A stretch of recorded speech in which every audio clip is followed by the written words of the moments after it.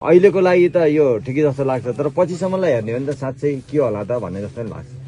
त्यसैले अब राजनीति बिना त देश त चल्दैन होइन।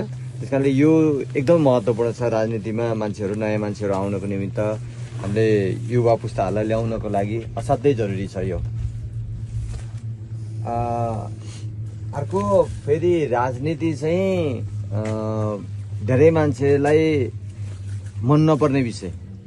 अर्को राजनीति भनेको फोहोरी खेलै भन्छ नि त फेरि अर्को त्यो।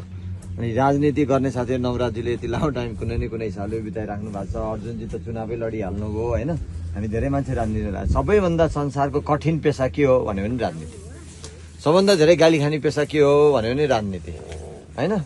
सबै के सबभन्दा धेरै सहनुपर्ने के हो भन्यो भने राजनीति हो फेरि अर्को। यो राजनीति यस्तो जटिल छ, तर अब फेरि यो नभइकन हुँदै हुँदैन। राजनीतिको ठाउँमा अरू कुराले केही हुनेवालै छैन। राजनीतिको ठाउँमा राजनीति नै चाहियो।